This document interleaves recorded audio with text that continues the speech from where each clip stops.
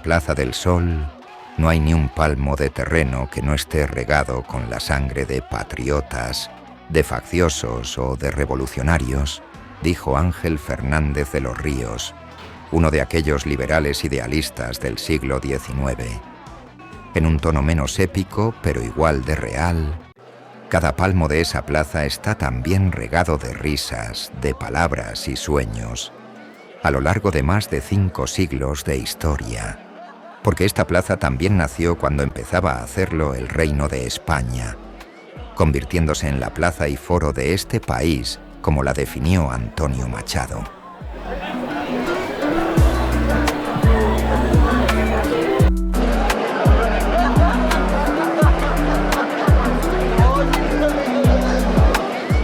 Aunque una de sus zonas más emblemáticas, la Puerta del Sol, no es de las más antiguas de Madrid. Las primeras menciones a la Puerta del Sol se sitúan a mediados del siglo XV, con la construcción de la llamada Cerca del Arrabal, durante el reinado del trastámara Enrique IV de Castilla. Fue una ampliación de la muralla medieval de Madrid que buscaba incluir los arrabales que habían ido creciendo fuera del núcleo urbano original. Según estudios de historiadores como Urgorri y Montero Vallejo, la construcción de esta cerca se sitúa alrededor de 1440. En los libros de acuerdos, las actas municipales de Madrid, entre 1464 y 1515, se menciona explícitamente por primera vez esta puerta que se abría hacia el este, de ahí lo de la Puerta del Sol. La leyenda popular dice que en la puerta original, que cerraba esa cerca del arrabal por el este, aparecía tallado un sol, aunque no esté documentada su existencia. La Puerta del Sol surge cuando la ciudad de Madrid ya tenía al menos 500 años, y se consolida al tiempo que lo hace la monarquía hispánica, origen del Reino de España.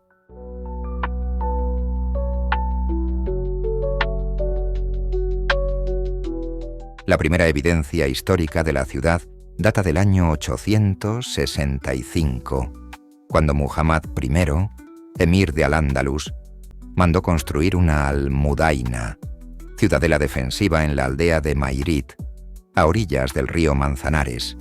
Mairit significa en árabe abundancia de ríos, que define la orografía del terreno sobre el que se empezó a construir, con varios arroyos y torrentes que discurrían entre colinas. A lo largo del arroyo de San Pedro, un pronunciado barranco sobre el que hoy se asienta la calle de Segovia. Se estableció al lado norte la alcazaba defensiva sobre el Manzanares, y al sur del barranco, los barrios mozárabe y judío, convertidos en morería y judería tras la ocupación cristiana del siglo XI.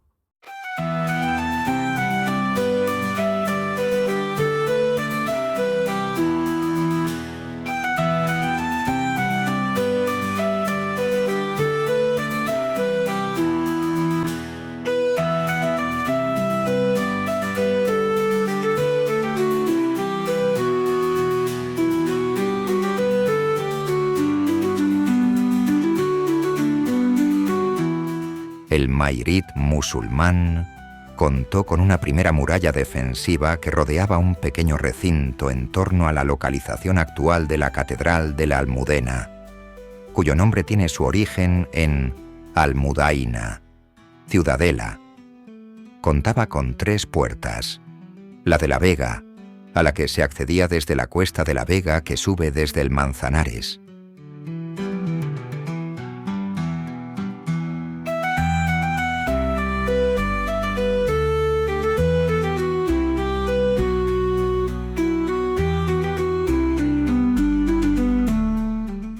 la de la Sagra, cuya localización es dudosa pero que daría a la actual plaza de la Armería, entre la Almudena y el Palacio Real, y la puerta de la Mezquita, luego de la Almudena o Arco de Santa María, que se abría a la calle Mayor. Fuera de esta primera muralla se extendían distintos arrabales que quedarían englobados por la primera muralla cristiana.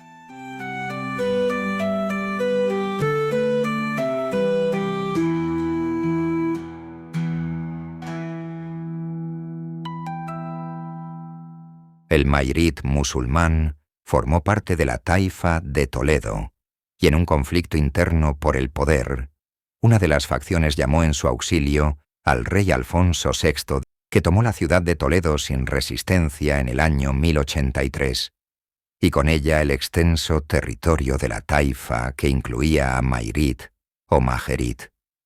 A lo largo del siglo XII, se construirá la primera muralla cristiana que añadía a la anterior musulmana, la Puerta de Moros, Puerta Cerrada, Puerta de Guadalajara y la Puerta de Balnadú, junto con la construcción del Alcázar, dando lugar al recinto amurallado medieval de Madrid.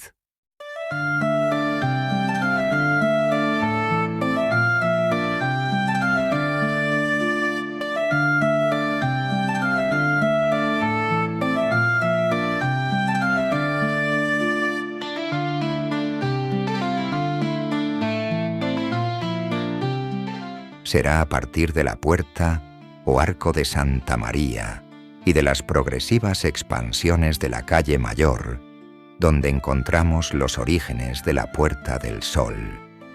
En la muralla medieval la calle Mayor llegaba hasta la Puerta de Guadalajara, cuya localización podemos ver hoy con una placa situada en el número 49 de la calle Mayor, junto a la Plaza del Comandante Las Morenas, muy cerca del mercado de San Miguel y la Plaza Mayor.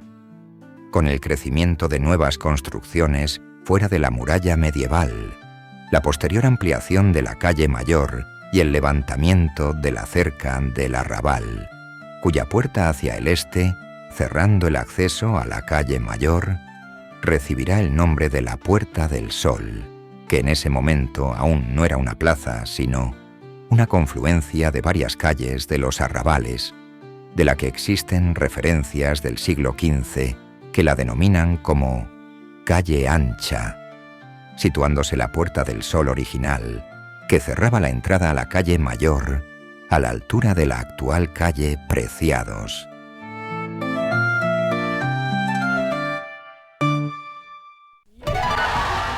Durante siglos, la calle ancha a la que se accedía a través de la Puerta del Sol se convirtió en uno de los principales accesos a la ciudad, definida por el historiador López de Hoyos como tránsito, camino y entrada de Madrid.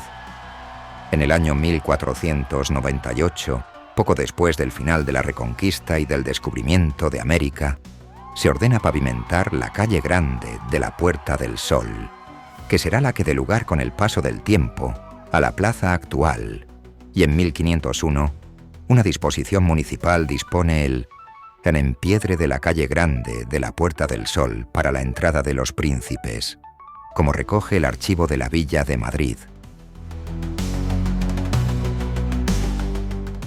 Juana, hija de Isabel y Fernando, se había casado con Felipe en Flandes en el año 1496, y en el año 1502 viajaron a España, y Juana fue jurada como heredera de la corona de Castilla en las Cortes de Toledo y de la corona de Aragón ante sus cortes en Zaragoza.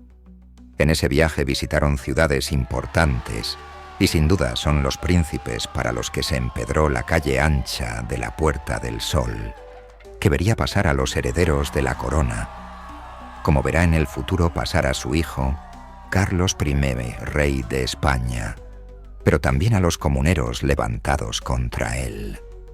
La Puerta del Sol se convierte en el escenario de la historia de España.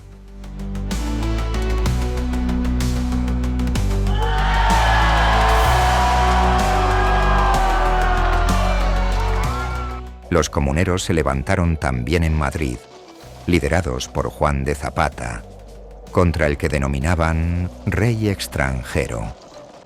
Incluso hay historiadores que sitúan el nacimiento de la Puerta del Sol a partir de la fortificación que levantaron para su defensa, aunque estudios más recientes, como el de José Montero Alonso, parecen descartar esa posibilidad.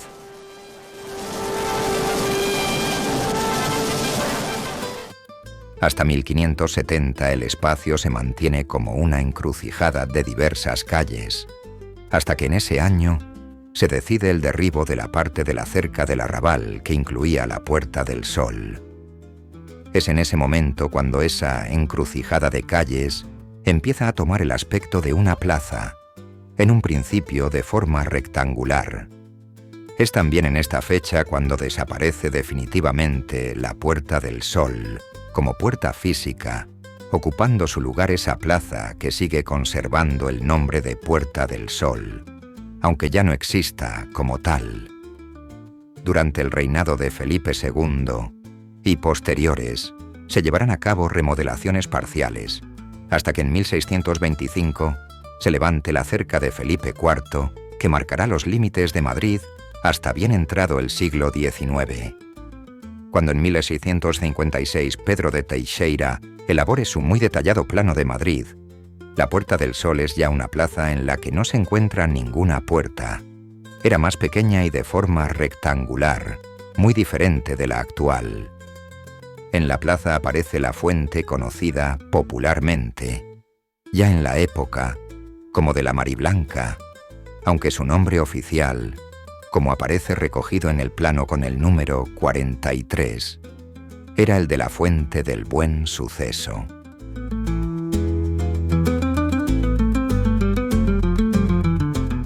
La Puerta del Sol fue escenario de muchos de los principales episodios de la historia de España, que además fueron transformando su propia fisonomía a lo largo de los siglos. En el XVI y XVII era la puerta de una España católica y señorial, con la Iglesia del Buen Suceso, construida en 1529 frente a la fuente que acabamos de mencionar, ocupando el espacio que separaba ya entonces la calle de Alcalá, salida hacia el este de Madrid, y el Camino de los Jerónimos, actual carrera de San Jerónimo, que conducía al monasterio de San Jerónimo el Real.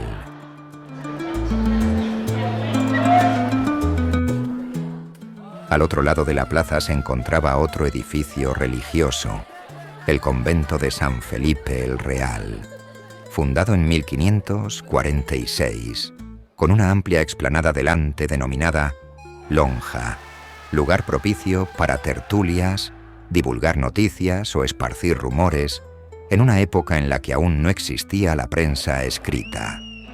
Esta lonja, denominada popularmente Gradas de San Felipe, se convirtió durante siglos en uno de los principales mentideros de la villa. El dramaturgo Luis Vélez de Guevara dijo de este mentidero que de él salían las nuevas antes que los sucesos. Se le conocía también como mentidero de los tercios, al ser lugar de reunión de soldados que habían estado o esperaban unirse a alguna de las múltiples guerras de los Habsburgo por Europa. Debajo de la lonja existían las denominadas covachuelas, lugar en el que se encontraban una treintena de puestos que hacían de mercadillo de distintas mercancías, convirtiendo esta zona del monasterio en una de las más bellas y llenas de vida del Madrid de los Austria, justo enfrente del convento de San Felipe, como muestra del origen de arrabal de la Puerta del Sol. Aún en época de Carlos I, existía una mancebía pública ubicada entre las calles Mayor y del Arenal, llamada de Las Soleras, que se acabará desplazando ante las quejas reiteradas de los monjes de San Felipe el Real, contribuyendo a adecentar el espacio de la Puerta del Sol, y en esa misma zona se levantó en 1670 el Palacio del Conde Oñate, símbolo de esa España señorial, edificio que también será demolido a principios del siglo XX.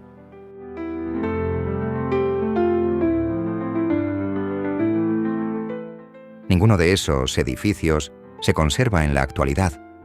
El edificio actual más antiguo de la Puerta del Sol es la Casa de Correos, inaugurada en 1768 en plena transformación de Madrid por el Borbón, Carlos III. En el espacio que ocupa en la actualidad, en el plano de Teixeira, aparecen varias manzanas de casas bajas, aunque sí aparece ya la calle Carretas, como calle de las carretas.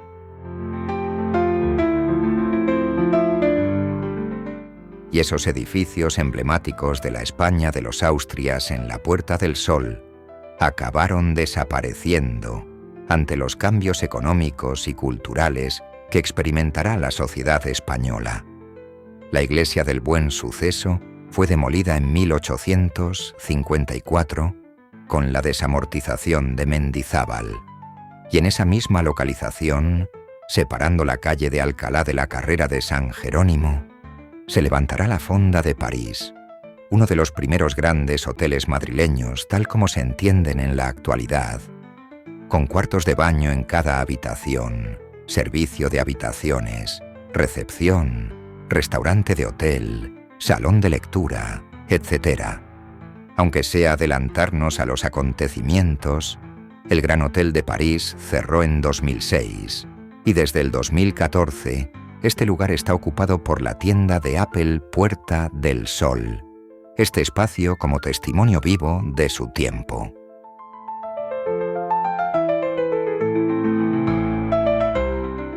El convento de San Felipe sufrió un importante incendio en el año 1778 y fue saqueado posteriormente por los invasores franceses. Finalmente derruido, y en 1842 se levantará en ese lugar la llamada Casa Cordero, por el apellido del promotor, que será el primer gran bloque de pisos, en el sentido moderno del término, levantado en Madrid, y que servirá también de modelo a los otros edificios perimetrales de la plaza que irán surgiendo en sucesivas reformas, y que la convertirán en el siglo XVIII en el paraje más público de la corte, en palabras de Pons, la plaza más concurrida de Madrid.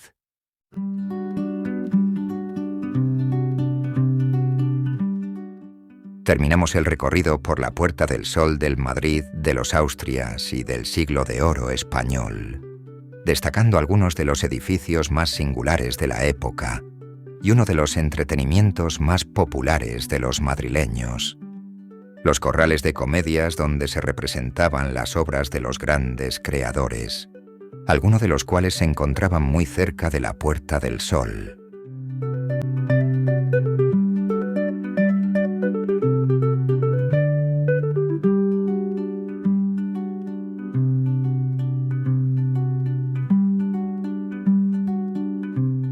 Uno de esos corrales de comedias era el de la Cruz, situado en la calle de la Cruz, cerca de la Puerta del Sol, inaugurado en 1579, en el que se representaron muchas de las obras de los grandes dramaturgos del siglo de oro, como Lope de Vega y Calderón de la Barca. Esta placa recuerda su localización, en la actualidad en el cruce de la calle Espoz y Mina, que viene desde la Puerta del Sol y que todavía no existía en esa época.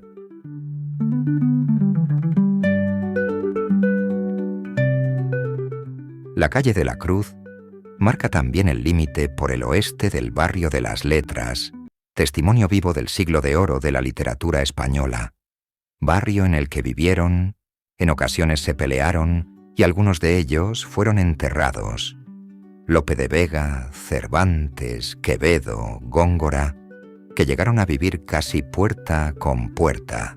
En zonas muy cercanas del barrio de las Letras podemos ver la casa Museo de Lope de Vega, donde vivió y murió el autor, que como anécdota que explicó muy bien Mesonero Romanos, se encuentra en la calle de Cervantes, paralela a la de Lope de Vega.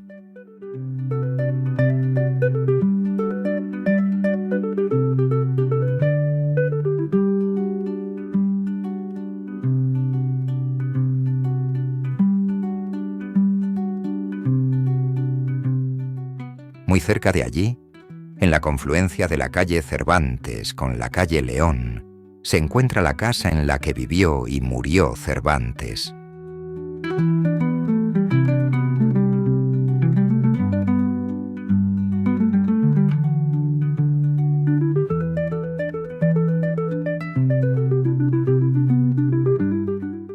Y también casi al lado, y en este caso en la calle de Lope de Vega, se encuentra el templo de las Trinitarias Descalzas en el que fue enterrado y se conserva la tumba de Cervantes.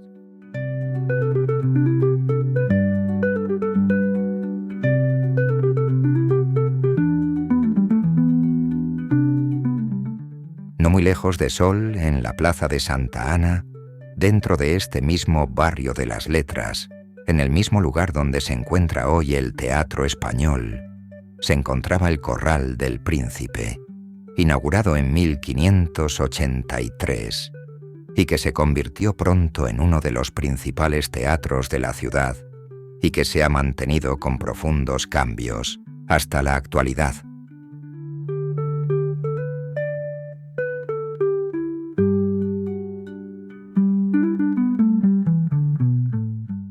En su origen, era un típico corral de comedias, con un patio central rodeado de gradas y balcones donde se acomodaba el público. En 1745, sufrió una importante remodelación que le dio una estructura más moderna, y en el siglo XIX se transformó en el Teatro Español, que sigue siendo en la actualidad uno de los teatros más importantes de Madrid.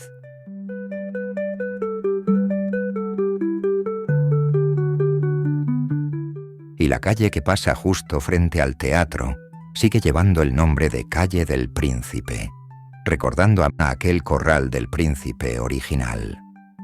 Este nombre del príncipe se refiere a Felipe IV antes de ascender al trono. Durante su juventud mostró un gran interés por las artes y el teatro. El Corral del Príncipe fue bautizado en su honor y con el tiempo el nombre se extendió a la calle en la que está ubicado el teatro. Así, la Calle del Príncipe actual sigue siendo testimonio del siglo de oro español y un homenaje al que llegó a ser conocido como el rey planeta que vio, junto al momento de mayor esplendor cultural de España, el inicio de la decadencia del enorme imperio que habían creado los Austria durante los siglos XVI y XVII. Pero esta pasión por el teatro y las rivalidades entre los corrales de comedias seguirán durante siglos, especialmente entre el Corral de la Cruz y el del Príncipe. Los seguidores de cada teatro eran apasionados defensores de sus actores y dramaturgos favoritos. Estas rivalidades se manifestaban en los abucheos y aplausos estratégicos, fomentando un ambiente vibrante y a menudo conflictivo, pero lleno de una pasión cultural.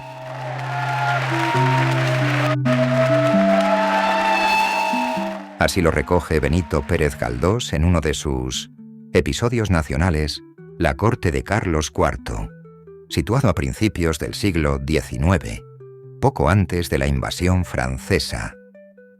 El protagonista, Gabriel de Araceli, al servicio de una cómica del Teatro del Príncipe, llamada Pepita González, cuenta así entre las tareas que tenía encomendadas estas rivalidades.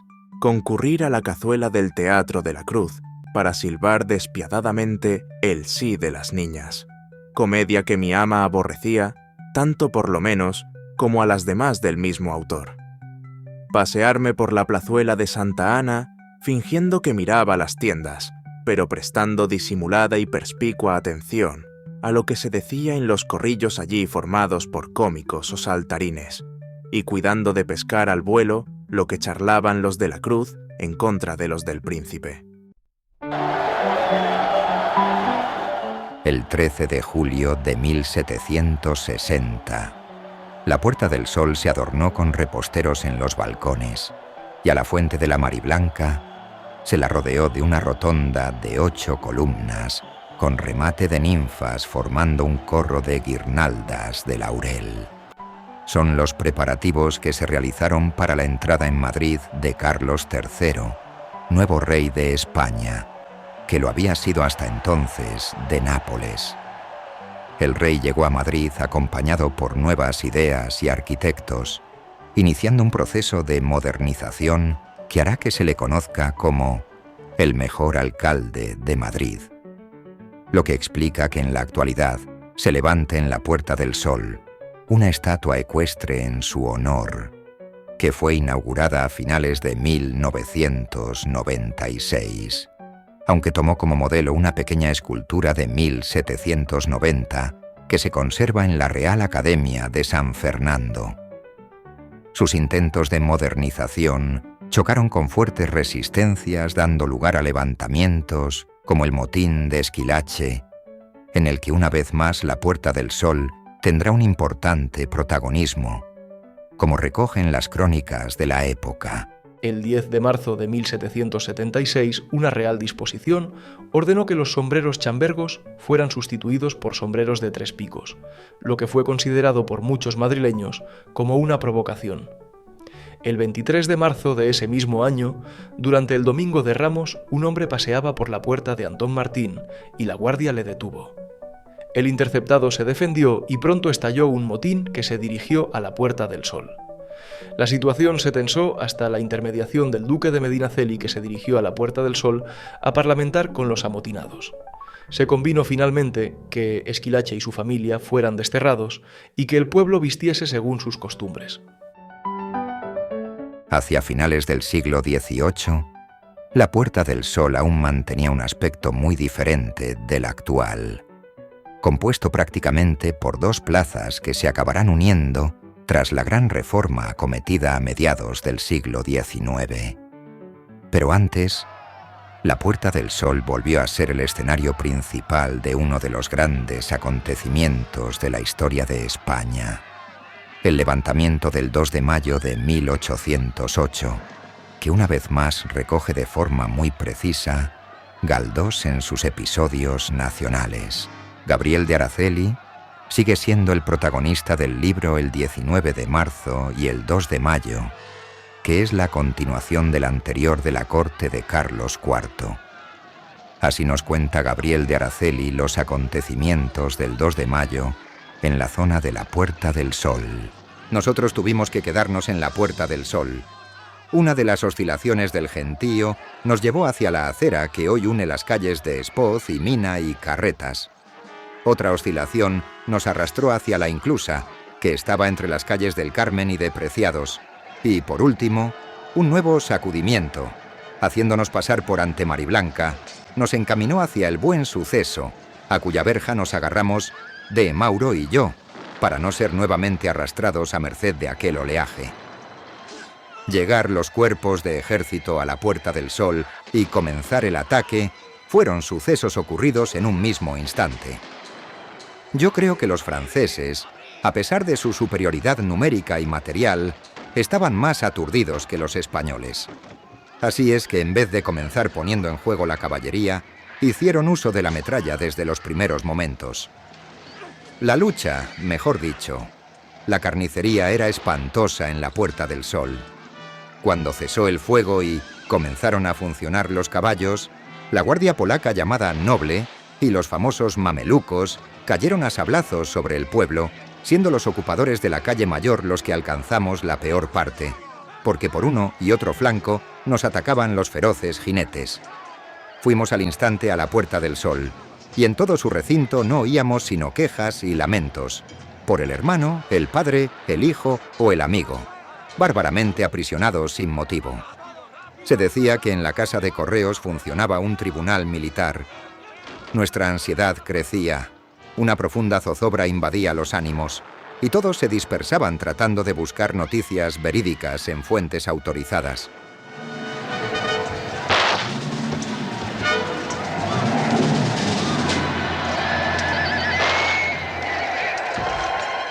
Muy diferente será el aspecto de la Puerta del Sol 4 años después, el 12 de agosto de 1812, día que recibió al ejército aliado anglo-hispano-portugués, al mando del duque de Wellington, y que nos narra Mesonero Romanos en su libro El Antiguo Madrid.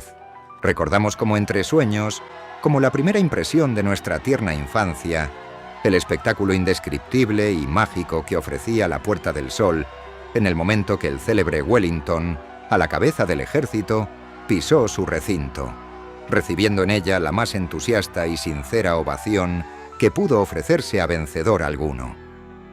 2 días después alzábase un tablado en la Puerta del Sol y la autoridad superior de Madrid proclamaba y leía en alta voz la Constitución Política de la Monarquía Española, promulgada por las Cortes Generales de Cádiz el 19 de marzo de aquel mismo año.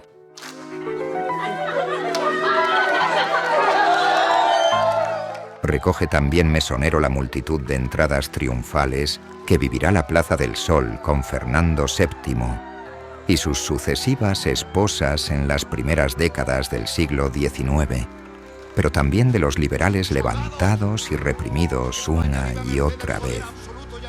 La Puerta del Sol, la plaza cortesana de proclamaciones y festejos, sigue diciendo Mesonero, pasó a ser el gran teatro de la vida pública, el fórum matritense de los tribunos populares.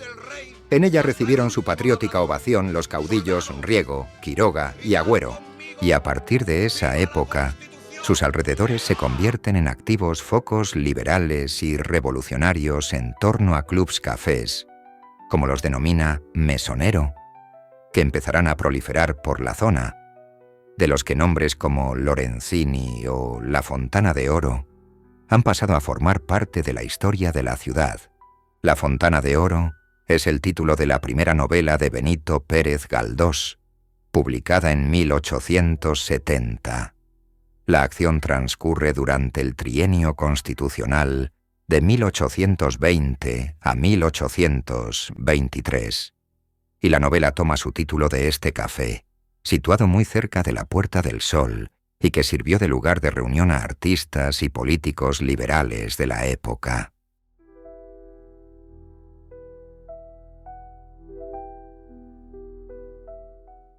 En 1823, solo unos años después de haber sido aclamado por el pueblo, Riego será condenado a muerte por Fernando VII y ejecutado tras ser arrastrado humillantemente por las calles de Madrid dentro de un serón y ser ahorcado lo más alto posible para que todo el mundo pudiera verlo.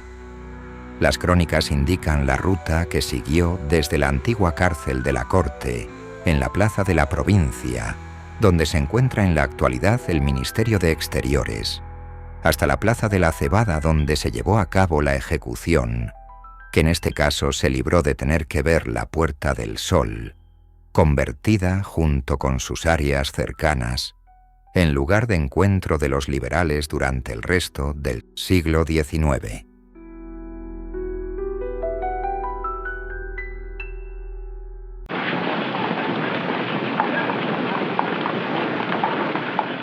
Hacia mediados del siglo XIX, consolidado el régimen liberal, en la Puerta del Sol y zonas cercanas proliferan los cafés, restaurantes, hoteles, símbolos de una sociedad más abierta y cosmopolita. Unido a las mejoras en los medios de transporte, permite que cada vez más viajeros literatos extranjeros visiten Madrid. Ya a finales del siglo XVIII, el alemán Christian August Fischer describe en la Puerta del Sol: un ambiente lleno de gente que hace difícil circular a pie, un ruido atronador de diversos pregoneros gritando, calesas circulando y aguadores que se reúnen en la fuente de la Mariblanca gritando «agua fresca, buena agua fresca». ¿Quién quiere? Las naranjeras, las floristas, los cocheros, los vendedores de gacetas, los mendigos, las cortesanas.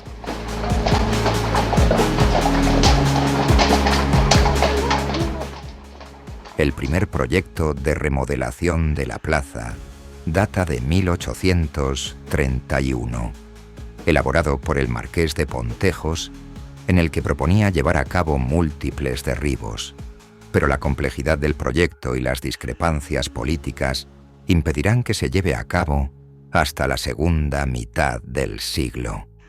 En 1858, finalizó el derribo de cerca de una treintena de casas y de todos los edificios antiguos de la Puerta del Sol. Solo quedaron en pie la Casa de Correos y la Casa Cordero. El resto será de nueva construcción, dando a la plaza su aspecto actual semielíptico. Muchos de los nuevos edificios albergarán hoteles, como el de París que ya mencionamos. La reforma de la puerta se dio por finalizada en junio de 1860. incluyendo una nueva fuente que levantaba un chorro de agua a más de 30 metros de altura. Alimentada por el canal de 77 kilómetros de longitud procedente del río Lozoya, que alimentaba el primer depósito del canal de Isabel II, una de las grandes obras de ingeniería de la época, que abastecerá de agua a los nuevos barrios del Ensanche de Madrid y también a esta fuente de la Puerta del Sol. El día de su inauguración, el escritor Manuel Fernández y González, en un tono grandilocuente, escribió: «Oh maravilla de la civilización que pone los ríos de pie». Los madrileños la acabaron llamando simplemente la Fuente del Chorro, que duró poco tiempo, al comprobarse que hasta con ligeras ráfagas de viento, el elevado chorro de agua se desviaba mojando a los transeúntes que paseaban por la Puerta del Sol. Será trasladada varias veces y puede verse en la actualidad junto al Puente del Rey, enfrente de la Casa de los Vargas.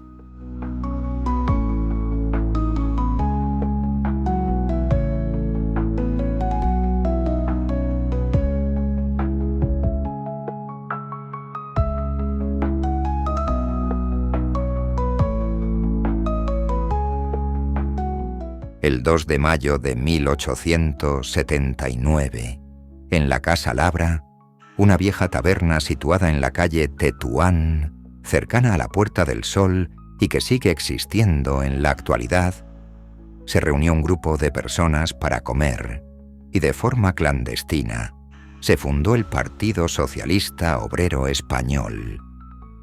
Uno de los participantes, Pablo Iglesias, fue elegido como primer presidente de un partido que será legalizado poco después, en 1881, durante el gobierno de Sagasta.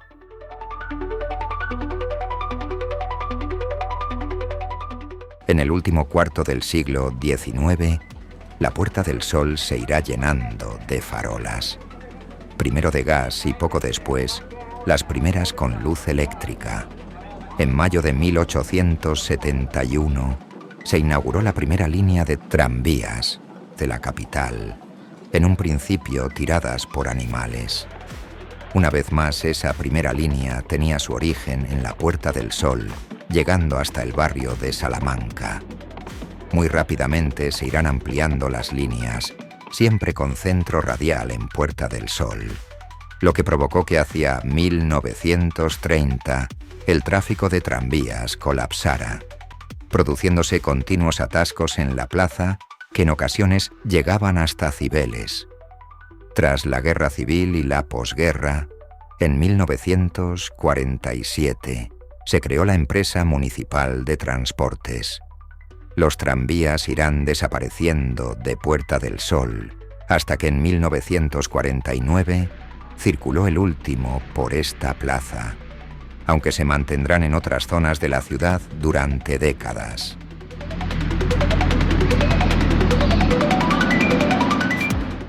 Los primeros proyectos para crear una línea subterránea de tranvías datan de 1913, y el primer proyecto de construcción del metro incluía un tramo de 3,5 kilómetros desde la Puerta del Sol hasta la barriada de Cuatro Caminos, incluyendo 8 estaciones.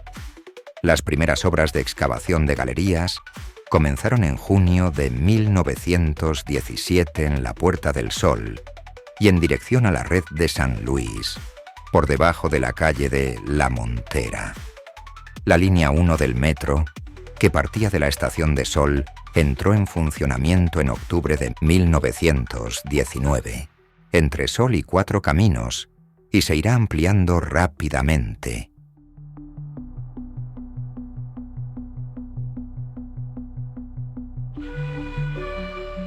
Entre mediados del siglo XIX y principios del XX, proliferaron los cafés en los alrededores de Puerta del Sol. En un principio como lugares de reunión de liberales muy activos, con peñas y tertulias que se hicieron muy populares.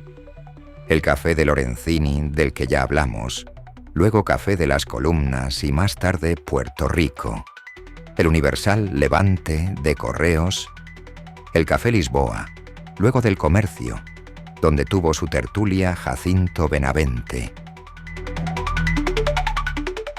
Pero situándonos de nuevo en la manzana, entre la calle de Alcalá y la carrera de San Jerónimo, donde durante siglos estuvo la iglesia del Buen Suceso, y en la actualidad se encuentra la tienda de Apple Puerta del Sol, a finales del siglo XIX, principios del XX, en los bajos del Grand Hotel de París, se encontraba el Café de la Montaña, que resume esta época del Madrid de cambio de siglo, con las historias de un autor y de su obra, tan fantásticas y esperpénticas, una como la otra. En este café, en el año 1899, perdió un brazo Ramón María del Valle Inclán, uno de los habituales de la Plaza del Sol, y sus alrededores que quedarán grabados para siempre en sus obras, especialmente en la magistral Luces de Bohemia, en la que el protagonista, Max Estrella, se reúne en esta misma plaza, en el llamado en la obra Café Colón, con Rubén Darío, siendo el mismo Café de la Montaña el que le sirvió de inspiración. Max visitará también forzadamente la Casa de Correos, edificio de gobernación tras ser detenido, aunque finalmente el ministro de Gobernación, gran admirador suyo, lo acabe liberando, además de prometerle un sueldo a perpetuidad para su mantenimiento, cosas solo posibles en la esperpéntica España del caciquismo, que Valle Inclán llegó a reflejar de un modo inigualable. Existen rutas por el Madrid de Max Estrella y Valle Inclán realmente excelentes, pero esa es otra historia.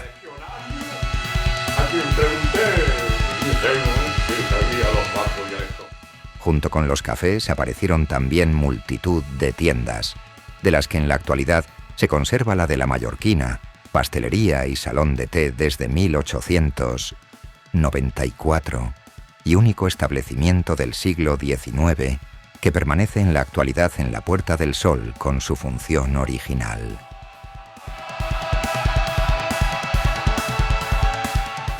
En el año 1890 se fundó una pequeña sastrería y tienda en la calle Preciados, de nuevo muy cerca de la Puerta del Sol, dedicada a sastrería y confección para niños con el nombre de El Corte Inglés. Con el paso del tiempo, será el origen de los grandes almacenes del mismo nombre que conservan aquí, aunque ocupando ahora una enorme manzana, el primero de sus establecimientos.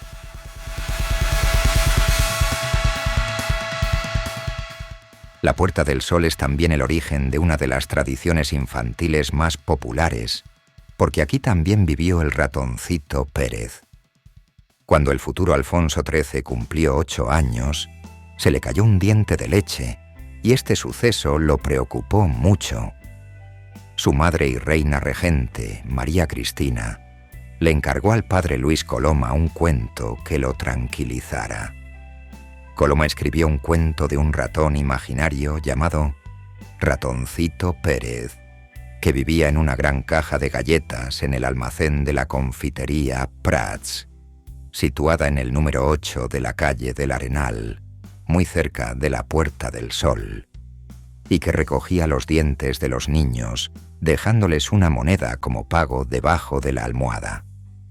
En la actualidad, en esa dirección, se encuentra la Casa Museo del Ratoncito Pérez, que puede visitarse para conocer mejor su historia, que se ha hecho tan popular en España como las 12 uvas de Nochevieja, otra tradición nacida en la Puerta del Sol.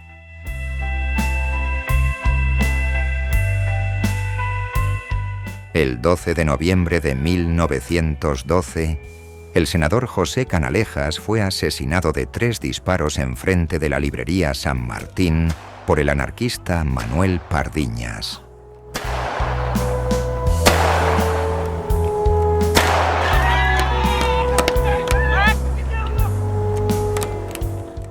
Dicha librería se encontraba en el actual número 6 de la Puerta del Sol, junto a la entrada a la calle Carretas, donde existe en la actualidad una placa conmemorativa de este suceso, uno más del ciclo de violencia-represión, iniciado en las últimas décadas del siglo XIX, que arrastrará a España a su conflicto más terrible en 1936, precedido por multitud de avisos que es difícil entender, como no fue capaz de ver prácticamente nadie, de aquella generación que se arrojó al abismo, tan furiosa como ciega y huérfana de voces sensatas, creando un desgarro en España que sigue muy dolorosamente abierto aún hoy.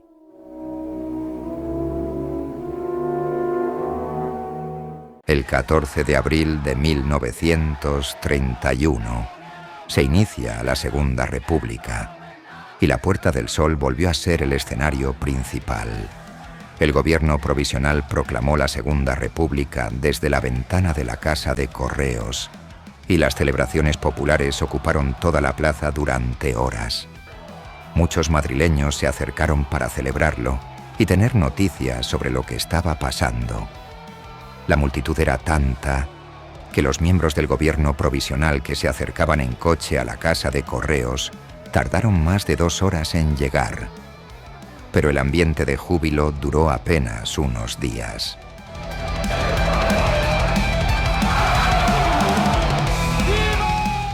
El 10 de mayo de 1931 se inició la quema de conventos, muestra de la ruptura entre españoles que se estaba produciendo.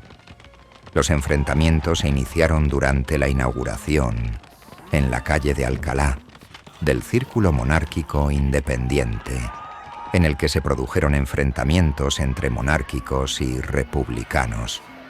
La policía detiene a varias personas que intenta llevar a la Dirección General de Seguridad en la Puerta del Sol, siendo increpados por grupos de personas cada vez más numerosos. Enfrentamientos y tiroteos se suceden por distintas zonas de Madrid, mientras el gobierno provisional, reunido en la Dirección de Seguridad en la Puerta del Sol, no se atreve a decretar el estado de guerra. En la mañana del 11 de mayo se inicia la quema de conventos. Un testigo de los acontecimientos en Madrid fue un muy joven Julio Caro Baroja, que lo contó así. A las 12 de la mañana se avisó del Colegio de Jesuitas de la calle de la Flor a la Dirección de Seguridad que el incendio cobraba proporciones grandes. La gente pasaba, o medrosa, o indiferente, por las proximidades, viendo salir el humo por las ventanas. Los incendiarios desaparecieron rápidos y organizados. El que vio aquello, y yo lo vi, no podía imaginarse que se desenvolviera así una clásica acción anticlerical. En una de las paredes ahumadas podía leerse después este letrero: Abajo los jesuitas. La justicia del pueblo por ladrones. Ardieron así el convento de las Bernardas de Vallecas, la iglesia de Santa Teresa, la de los Carmelitas Descalzos, entre otras. Por tener mi domicilio cerca, vi arder el convento de los Carmelitas. Unos grupos de hombres habían prendido fuego a la iglesia y mientras ardía tiraban por las ventanas de la residencia enseres y libros. Entre estos, un ejemplar de la Enciclopedia Espasa.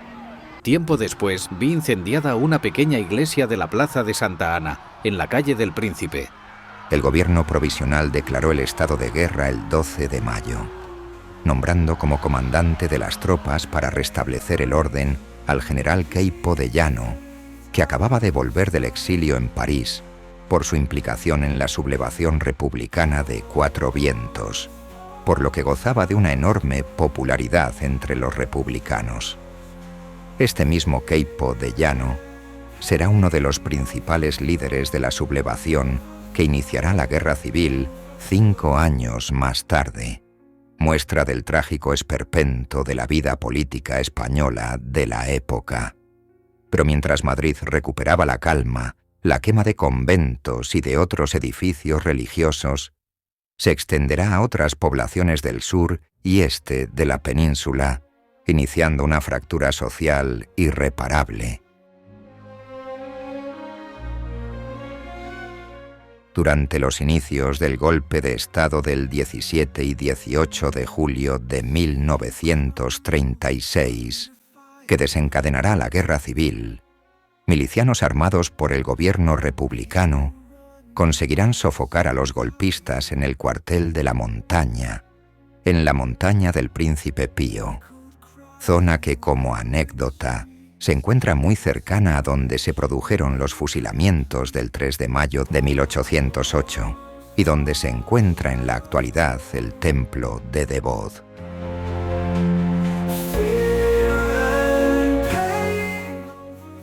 El 6 de noviembre de 1936 comenzó la Batalla de Madrid. Pocos días después, los generales Franco y Mola afirmaron que tomarían café en la Puerta del Sol la semana siguiente. Acababa de empezar una guerra que durará 3 años, provocará más de 500.000 de muertos y un profundo desgarro en España, del que parece que no será capaz de recuperarse nunca. Durante los primeros bombardeos aéreos, la Puerta del Sol sufrió parte de la destrucción de su adoquinado y de algunas casas circundantes debido a la explosión de diversas bombas. Uno de los bombardeos más graves fue el 17 de noviembre de 1936, en el que una bomba explosionó en la esquina con la calle de Alcalá, abriendo un cráter de 20 metros de diámetro y 15 de profundidad. Su ímpetu fue tal que levantó los carriles del metro y los sacó a la superficie. La intensa violencia de los ataques aéreos fue disminuyendo en los primeros días de diciembre, y posteriormente se fueron ampliando los ataques artilleros desde las baterías ubicadas en la Casa de Campo, en su cota más elevada, el Cerro Garavitas. Estos bombardeos artilleros hicieron que el área de la Puerta del Sol se encontrase a su alcance y fuera afectada frecuentemente por la explosión de diversos proyectiles de 155 milímetros.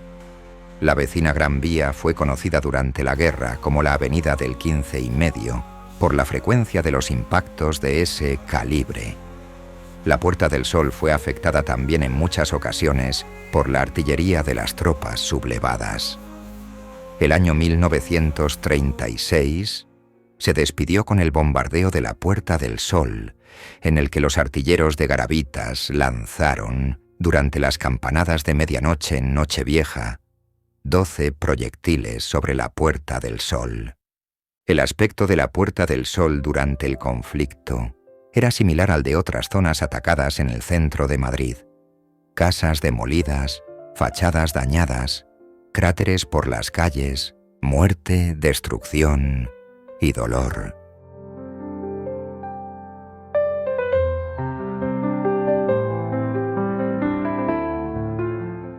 El 1 de abril, Franco firmó el último parte dando por finalizada la guerra, y sus tropas entraron y ocuparon la Puerta del Sol.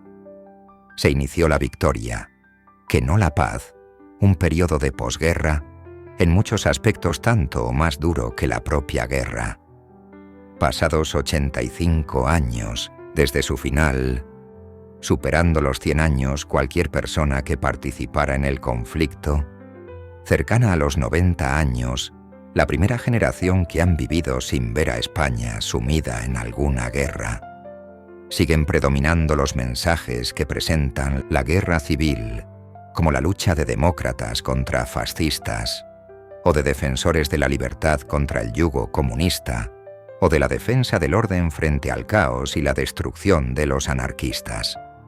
La guerra civil fue el fracaso de toda una generación, que nos destrozaron el país y sembraron un abismo de odio del que todavía hemos sido incapaces de curarnos.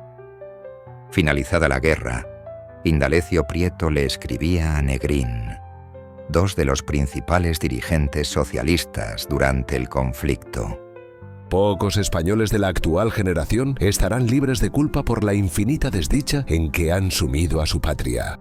De los que hemos actuado en política, ninguno. No se veían como héroes, ni como miembros del bando de los buenos, sino como miembros de una generación que se arrojaron al abismo, y provocaron un trauma en España del que puede que no sea capaz de recuperarse nunca.